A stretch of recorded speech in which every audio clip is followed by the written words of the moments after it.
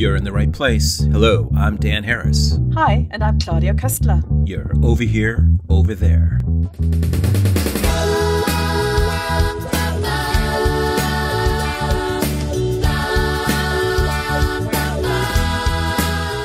Welcome to Over Here, Over There, a global conversation that promotes greater understanding and togetherness between people and countries. I'm Dan Harris.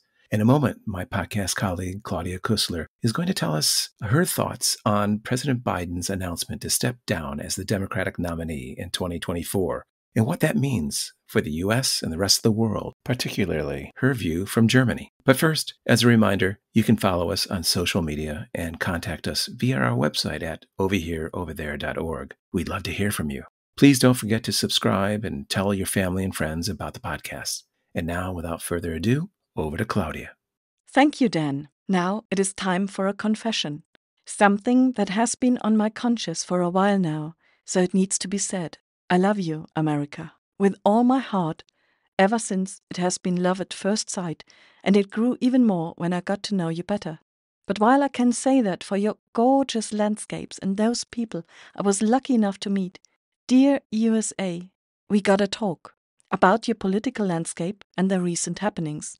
Now that Joe Biden has withdrawn from the race for the US presidency, there is even more uncertainty and tension than before with the candidate Donald Trump, a man that Biden has called an existential threat to American democracy.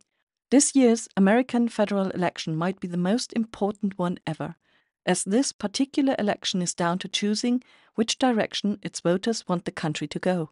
One vote is for continuing the constitutional republic with all its flaws, but still maintaining a process to rectify these flaws.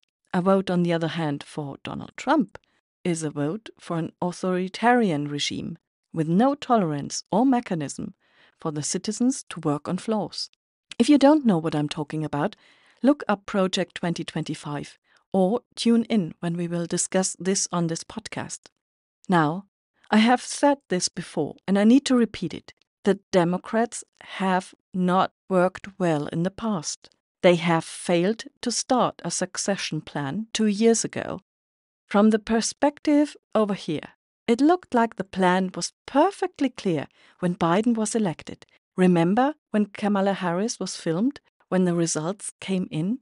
She was on the phone and she called him and shouted in the phone, "Hey, we did it!" Over here, it looked like the perfect running mates have done it. They were a perfect match.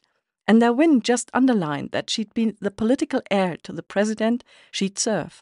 I thought she would gradually be built up, take on more and more tasks, show presence, represent the young, the dynamic side of the party and Biden's politics. After the midterm elections, which he was able to conclude with a great result, she could have been the logical successor, ready to go. What a transition that would have been. But instead, silence. From here, she had disappeared, vanished in the haze. Now, I could speculate why this happened. Some media claim she has been unpopular, likely down to assignments and tasks she's been given that are almost impossible, like enacting national voting reform, and the other one was to address the root causes of undocumented migration into the US from Central America. But none of this matters now. No, Paul, does it? Because it is a freaking emergency. As my co-host Dan put it, break the glass, pull the freaking lever. USA and Democrats, you are running out of time. You have wasted valuable time. So please pull yourself together and spare us any shit show now of others trying to run for president.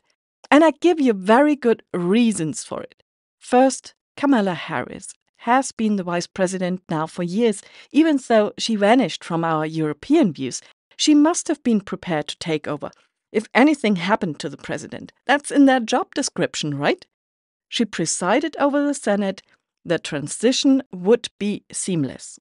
Plus, she can take over the money the Biden-Harris campaign has raised so far, so that is not wasted. I do fear that American voters and society get more and more divided and hatred and violence increase.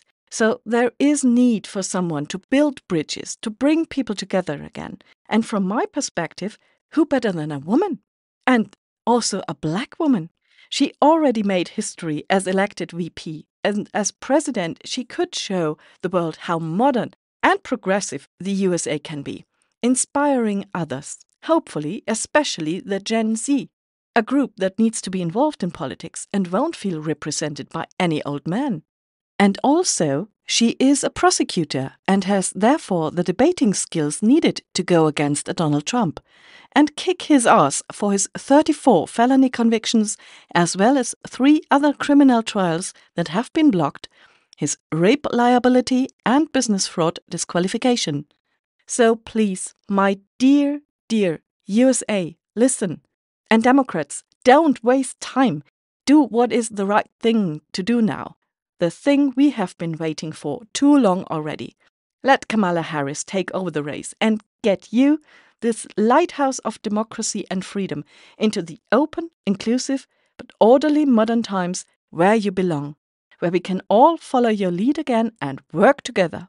There is no one better, unless, okay, maybe George Clooney, as one of my work colleagues firmly suggested.